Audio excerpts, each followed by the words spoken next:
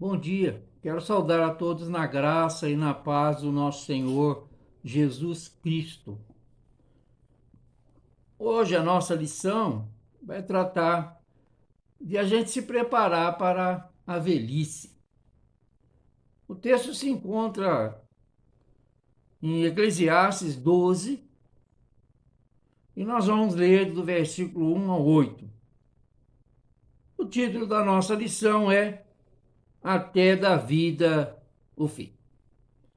Vamos ler então a palavra de Deus.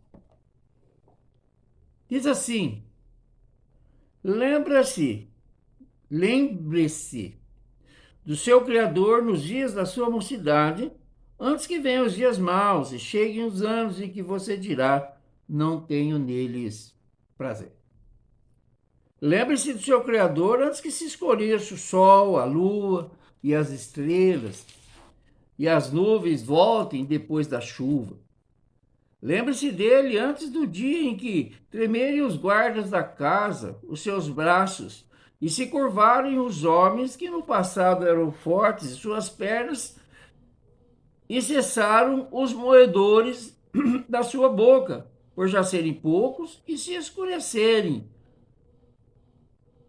os que olham pelas janelas dos seus olhos. Faça isso antes que as portas da rua se fechem e o ruído das pedras do moinho se torne difícil de ouvir.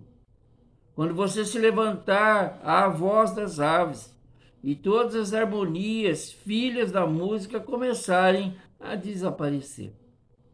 Quando você tiver medo do que é alto e se espantar no caminho, quando florescer como a amendoeira e o gafanhoto lhe for um peso, e quando você perder o apetite, porque o ser humano vai à morada eterna, e os pranteadores andarão rodeando pela praça. Lembra-se do seu Criador antes que se rompa o fio de prata, e se despedace o copo de ouro, e se quebre o cântaro junto à fonte, e se desfaça a roda junto ao poço. E o pó volte à terra de onde veio, e o espírito volte a Deus que o deu. Vaidade de vaidade, diz o pregador, tudo é vaidade. Senhor, a sua palavra foi lida e nós queremos aprender um pouco mais com ela. Que a direção do seu espírito venha nos ensinar nesta manhã de domingo. O livro de Eclesiastes foi escrito por um autor que se denomina o pregador. Isso está lá no versículo 1. É Coelete, eu não sei ler direito isso aqui no hebraico, título dado a um orador que se coloca a falar em uma assembleia. O nome grego usado para assembleia é eclésia, de onde vem o nome Eclesiastes. O autor ainda se identifica como um filho de Davi, rei de Jerusalém, grande em sabedoria, compositor de vários provérbios, sábio, rico e que tinha várias mulheres. Embora essas características se assemelhem ao rei Salomão, não há consenso entre as pesquisas se de fato ele seja o autor desse livro, até porque a redação de Eclesiastes corresponde a um tempo posterior a Salomão. Acredita-se que o livro tenha sido escrito por algum sábio judeu da Palestina. Isso está no Novo Comentário da Bíblia. A expressão filho de Davi, então, pode indicar qualquer pessoa descendente do rei Davi, não necessariamente Salomão. O objetivo da literatura de sabedoria é orientar a forma de pensar e não o que pensar. Tem uma diferença muito grande entre uma coisa e a outra. Para a maioria das pessoas, a velhice é vista como um tempo muito difícil, em que se vivencia em demasia enfermidade, solidão, cansaço físico e mental, dentre outras limitações. Embora isso seja verdadeiro, a velhice pode ser também um tempo de descanso e paz, desde que comecemos a trabalhar para isso com antecedência. O texto que nós lemos começa: lembra-se do teu Criador no dia da sua mocidade. Não é para deixar para lembrar de Deus no dia da velhice, é para lembrar no dia da sua mocidade, antes que venham os maus dias e neles você não tenha prazer. Esse prazer que o pregador cita, o livro de Eclesiastes aborda o tema da vida humana e a sua finitude. Ao longo do livro, o autor apresenta vários conselhos que, postos em prática, tendem a gerar prazer na vida, como citado no texto que nós lemos. Lembre-se do seu Criador nos dias da sua mocidade, antes que venham os dias maus e cheguem os anos em que você dirá: não tenho prazer neles. Esse prazer que o pregador cita não diz respeito apenas à juventude e à primavera da vida, quando tudo é vaidade, mas está direcionado também à velhice. E aí que as palavras do pregador geram um incômodo. Como ter prazer na vida, satisfação plena, alegria constante, quando as limitações ocasionadas pela idade avançada geram por vezes cansaço, dores e sofrimento. Eu costumo dizer que o dia que eu descobri quem foi que inventou que a gente ficar idoso é a melhor idade, eu vou bater nele, né?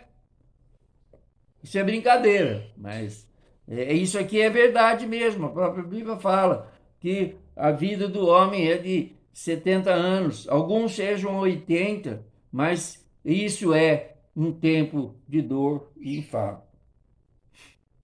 É possível alegrar-se sobremaneira quando os dias começam a ficar mais difíceis e sem alegria, como se o sol, a lua e as estrelas estivessem ocultos.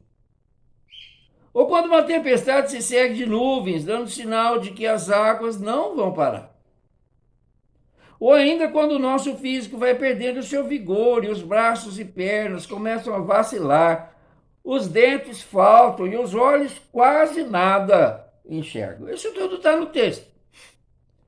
Como sentir completo prazer na vida quando os dentes se foram, os lábios não têm forças, o som da mastigação mal é ouvido? Lembrando sempre que esse texto foi escrito há 4.000 anos atrás, 3.000 anos atrás, e naquele tempo a gente não tinha os tratamentos dentários que a gente tem hoje, né? E a gente não tinha, né, a possibilidade até de colocar prótese ou implante de dente, né?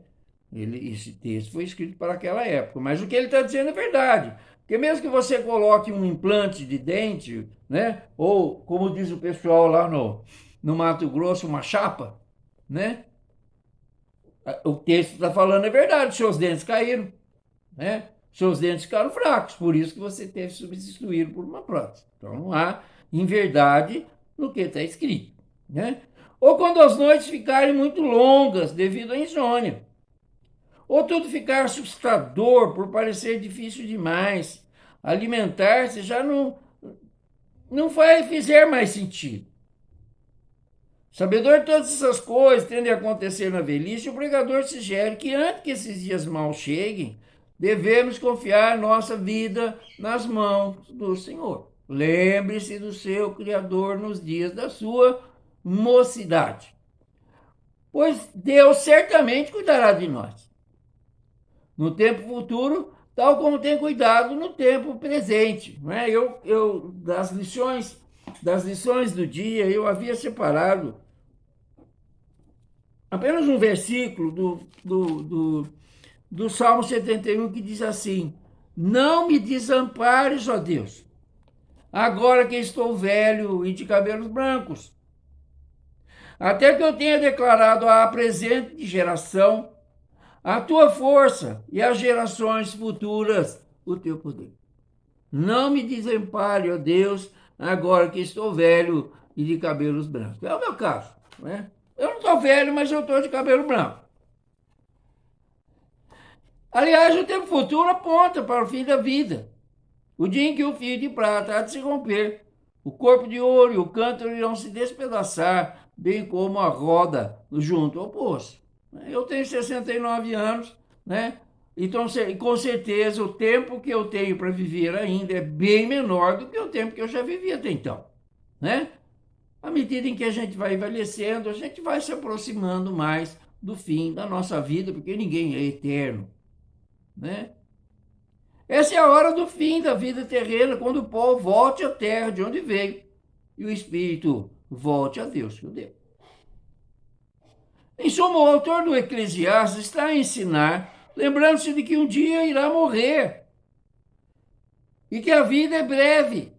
Lembre-se do seu Criador, hoje, para chegar ao futuro com o amparo do Senhor, a fim de, apesar de todas as dificuldades, poder alegrar-se na presença de Deus que nos sustenta. A velhice certamente é um tempo de muitos altos e baixos. E o autor de Eclesiastes não esconde essa realidade. Ela é parte da existência e da longevidade, que é uma bênção de Deus. Contudo, a maneira como vamos vivê-la depende das escolhas e das atitudes que temos antes que ela chegue, e a mais importante delas é buscar sabedoria, que vem do temor do Senhor e da comunhão com Ele, a fim de enfrentar as dificuldades dessa fase da vida. Não dá para a gente não se preparar ao longo na vida, em todas as coisas, para a nossa velhice. A velhice vai chegar para todo mundo, né? Para alguns uns vão durar mais, né? A gente teve a felicidade de ter conosco, né, por 104 anos a minha sogra, uma pessoa muito querida de todos nós, né? Mas isso é uma raridade. A gente não encontra aí, não tropeça com gente de 104 anos todo dia, né? Apesar de que no Brasil hoje existem muitas pessoas, né, que já passaram dos 100 anos. O Mensagem de Eclesiastes continua muito atual, pois de fato precisamos pensar em nossa velhice e em como queremos envelhecer, independentemente da idade que temos hoje. A Organização Mundial de Saúde declara que envelhecer bem deve ser uma prioridade global. Envelhecer bem, né? Vamos envelhecer todos? Vamos, mas vamos fazer de forma que a gente envelheça bem.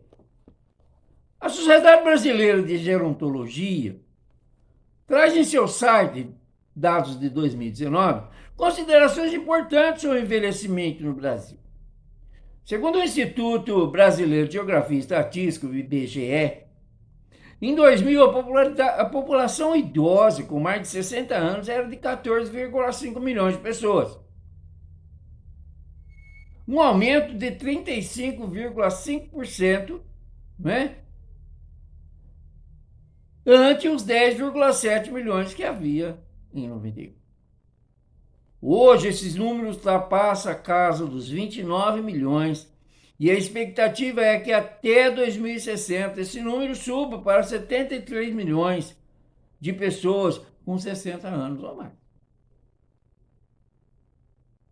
O que representa um aumento de 160%. Nós estamos envelhecendo. O país está envelhecendo, né?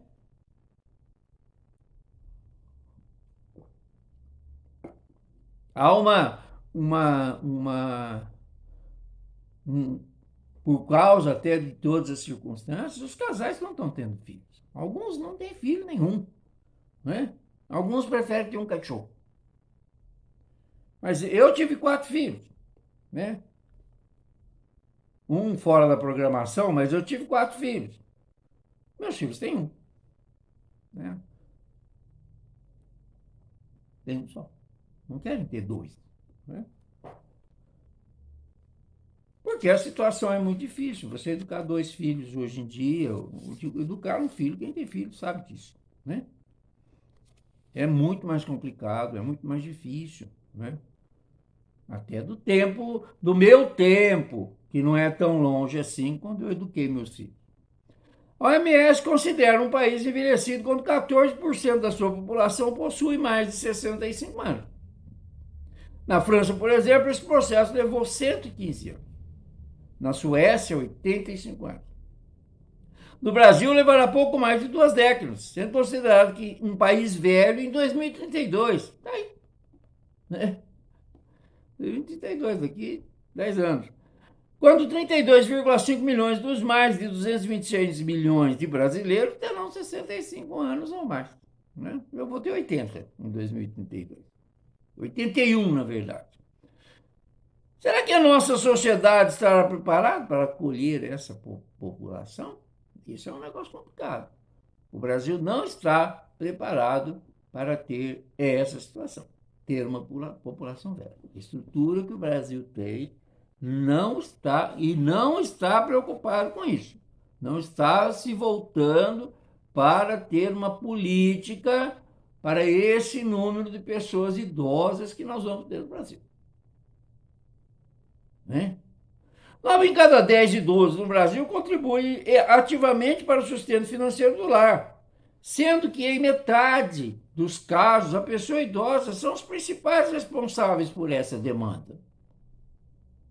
A população idosa é alvo em potencial do crime de estelionato. Vocês não fazem ideia do número de representantes de banco que liga para mim para oferecer empréstimo consignado porque eu sou aposentado.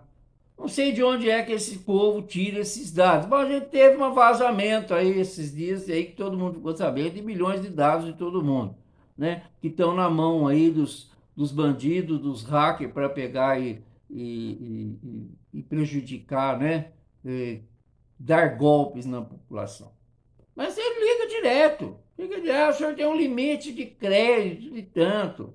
Eu não estou precisando bem, mas o senhor não quer trocar de carro? Não, eu não quero trocar de carro, não é?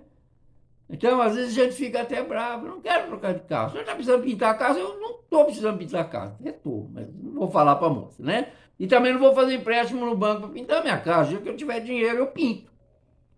Enquanto isso, ela vai ficando do jeito que está. Ela está me servindo muito bem desse jeito, né? Então, a gente precisa tomar cuidado, né? O estatística que põe aqui, isso já deve ter aumentado barbaramente. Esses dias até a televisão tem mostrado isso, né? Os golpes que as pessoas estão, novos e velhos, estão sendo lesados pela internet, né? Eu tive meu cartão de crédito clonado, a pessoa fez compras de R$ 3.000 no Extra, no meu cartão de crédito, entendeu? Pela internet, né? Infelizmente você tem você acaba pagando um seguro quando você paga a sua fatura do cartão e eu não fiquei com o prejuízo. Mas na verdade é isso aí, é isso aí. Né? Isso não é porque eu sou idoso, qualquer um está sujeito a isso. Em 2016, o Disque 100 da cidade de São Paulo recebeu 7.550 denúncias entre negligência, violência psicológica e abuso financeiro e econômico. Dentre as pessoas agressoras, 2/3 são filhos, parentes e cônjuges. Eu acho isso uma sacanagem, entendeu? O filho precisa de dinheiro, vai lá e empresta no nome do pai, que tem linha de crédito consignado, que tem um juro mais barato, e depois larga lá a conta para o pai pagar. Né? E isso é uma dificuldade muito grande. Gente, eu gasto mais de R$ 600 por mês de remédio. Fora os remédios que eu pego no posto de saúde e a minha insulina que eu pego na prefeitura, graças a um processo judicial que eu entrei já há muitos anos atrás. Né? E tem gente que gasta muito mais do que isso.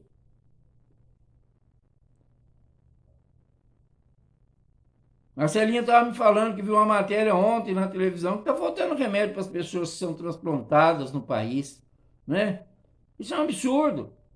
E a pessoa não tem dinheiro para comprar, porque o remédio custa mais de R$ 2.000. E é uso contínuo, a pessoa toma o resto da vida. É um descaso do nosso Ministério da Saúde com as pessoas idosas. 1,2 milhões de pessoas com mais de 65 anos no Brasil são diagnosticadas com Alzheimer, com projeção para que esse número dobre em 2030. Eu tenho a minha irmã, 87 anos, internada numa clínica, né, com Alzheimer. Minha irmã não nos conhece, já chega de uns 10 anos que ela não sabe quem a gente é. Eu visito ela sempre que posso, mas ela não sabe que eu fui lá, né? Então, igual a isso, tem muitas pessoas nessa situação. Eu sofro do mal de Parkinson que graças a Deus é controlado, porque eu já venho tratando desde quando eu tive o primeiro sinal, mas é outra doença que atinge as pessoas idosas, né? E limita movimento, limita tudo. A minha cunhada, no final da vida, por causa do Parkinson, não precisava, não tinha que pôr comida na boca dela, né? E além de outras coisas mais que a gente já sabe. Pessoas idosas entre 60 e 64 anos lideram o ranking de depressão no Brasil, com 11,1% dos casos diagnosticados. Entre os anos de 97 e 2012, o consumo de antidepressivos entre pessoas idosas passou de 8,3 para 23,6. Né? Quem acompanha aí as notícias dessa praga que está afetando a população mundial, que é a Covid-19, né? Eu fui olhar 77%, 77,7% das pessoas que perderam a vida no Brasil por causa da Covid-19 tinha mais de 60 anos. Né? Então, gente, a gente precisa tomar cuidado. Os idosos precisam ter cuidado redobrado. Os idosos que têm alguma comorbidade, acho que é assim que fala, né? Precisam ter cuidado dobrado. Eu sou diabético, usuário de insulina. Eu não estou saindo da minha casa de novo, né? Porque eu sou uma pessoa, né, de risco. Né? Se eu ficar doente da Covid-19, a minha endocrinologista disse que se eu chegar e ser internado e todas essas coisas, ela falou que o risco de eu perder a minha vida é muito grande. Então eu tenho que tomar muito cuidado mesmo, né? Em casa eu ia ser a linha que tem uma prótese no coração. De 312 mil óbitos ocorridos com as pessoas idosas entre 60 e 74 anos, 70% poderiam ser evitados se houvesse melhores condições de tratamento médico, melhorias na saúde pública e qualidade de vida. A média de suicídio da população de 70 anos é 156% acima na média da população geral. Dados assim nos levam a refletir: estamos preparados para a velhice? Como temos envelhecido? Envelhecer não é tão ruim assim, não. A gente fica limitado, né? O texto fala que a gente fica com medo de altura, né? Fica mesmo. Eu não subo em lugar nenhum mais. Pô, a gente tem medo de algumas coisas. Eu não desço uma escada sem segurar no corrimão, porque eu tenho medo de cair, né? Eu não tenho nenhum problema na perna, nenhuma dificuldade de nada, mas eu tenho medo de cair. Então, é uma coisa natural que vem com a idade. Dados assim nos levam, então, a refletir: estamos preparados para a velhice?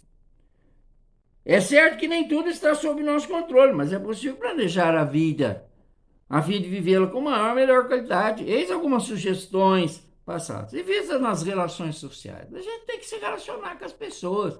Não é porque a gente está ficando idoso que a gente tem que ficar trancado dentro de casa. Né? Relacionamento com a família, com amigos e amigas, comunidade de fé, colegas de trabalho. Diz a palavra de Deus que não é bom vivermos sós. Então, no mesmo texto de Eclesiastes, capítulo 4, 9 a 10. Não é bom que a gente viva só. Cuidado para não assumir responsabilidades que já não pertencem mais a você. Né? Tem coisas que eu não faço. E pronto. Né? E tem que ser assim mesmo. Se está acima do seu limite, não faça. Não tem problema nenhum. Às vezes assumimos os problemas dos nossos filhos e filhas. Não faça isso também. Né? Não é que a gente não vai se preocupar, né? Se o seu neto ficou doente, eu fico preocupado. Mas quem tem que pegar meu neto, levar no médico, quem tem que levar no 24 horas, quem tem que cuidar, tratar, dar remédio, é o pai dele, é a mãe dele, não sou eu. Não é? Então a gente não tem que assumir a responsabilidade dos filhos e das filhas, né? Porque senão a gente fica doente e não vai resolver o problema. Na verdade, se a gente fica doente, vai criar mais um problema para os filhos, porque eles têm que cuidar da gente. Podemos ajudá-los, mas nunca resolver por eles. E elas, né? especialmente se já tiverem atingido a idade adulta. Aqui na minha casa todo mundo já casou. Preze por uma vida ativa e saudável, fazendo atividade física. Eu vou na academia 2 vezes por semana. Desculpa, 3 vezes por semana, religiosamente. Mesmo não gostando daquilo. Mas eu vou, porque eu preciso ir. Né? Estimulando a mente, leia bons livros. Não precisa ser só livro da igreja. Leia bons livros. Né? Existe muita coisa boa que a gente pode ler, né? E agregar a vida da gente, não é? Faça isso. Tenha uma alimentação saudável, aprendendo e vivendo coisas novas. Dentro do possível, procure fazer uma reserva financeira e busque medidas que lhe garantam uma renda para o final da vida. Isso é para o jovem, né? Fazer o que a gente chama de pé de meia, porque um dia você vai ficar velho, um dia você vai se aposentar, né? E aí você precisa ter uma reserva, né, para complementar a sua renda, porque a aposentadoria nossa é muito ruim. Participo de grupos de terceira idade. Eu não participo, não, mas conheço gente que participa. Viajam, né? Fazem passeios. E é bem interessante, porque o pessoal do grupo da terceira idade, uma vez nós fomos para Caldas Novas e nós saímos de Caldas Novas no domingo, né? Por volta da hora do almoço. Quando nós chegamos, estava chegando o pessoal da terceira idade. Por quê? Porque na segunda-feira, na terça, na quarta que eles vão ficar lá, é muito mais barato do que se eles vão no fim de semana. Então eles vão nos períodos em que tem pouca ocupação os hotéis e as atividades turísticas. Então é um negócio bem legal, né? Bem legal. E o povo que viaja nesses grupos é um povo alegre. Povo alegre. É um povo que gosta de passear, gosta da convivência. O capítulo 12 que nós lemos alerta para a necessidade de buscar o Senhor enquanto se tem vigor na vida. Porque no processo da existência, além das adversidades que podem ocorrer, o envelhecimento chega, o corpo apresenta as suas limitações. O envelhecimento geralmente é visto pela sociedade atual como algo ruim. Tente-se a tentar reverter esse processo ou adiá-lo, que não é possível. Alimentação, estética, atenção especial com o corpo, são propostos para se alcançar esses e outros resultados. Ter esses cuidados não é ruim, pelo contrário, é bom e necessário. Porém, estar consciente de que o envelhecimento é um processo natural e inevitável da vida nos ajuda a envelhecer com mais alegria e gratidão. Temos que ser gratos a Deus, não é? Lá diz o Salmo 90, ensina-me a contar, né, os nossos dias, para que alcancemos um coração sábio. Encarar a velhice com medo ou frustração é ruim, pois não nos permite perceber o que de bom ainda acontece. Pensar no envelhecimento e no fim da vida se faz necessário, tanto como prevenção para a nossa própria velhice, como sugere a lição, quanto para olhar atentamente na direção de quem está nessa fase da nossa vida. Cuidar dos nossos idosos e idosas é muito mais do que fazer visitas ou organizar a casa para recebê-los quando isso se fizer necessário. É preciso tratar a pessoa idosa com amor e atenção, perceber suas reais necessidades, trabalhar para supri-las e estar junto, sempre presente, no verdadeiro sentido das palavras, cuidando, ouvindo e abraçando.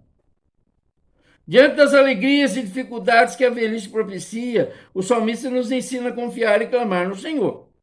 Nós lemos o texto do Salmo. Não devemos temer amanhã, mas nos preparar para ele, confiando, crendo que ao agir com prudência, temor e sabedoria, Deus há de cumprir em nós a sua palavra, de que na velhice ainda daremos frutos.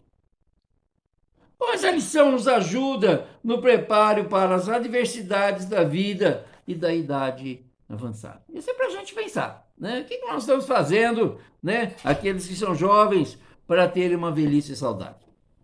E o que nós, idosos, estamos fazendo para manter uma velhice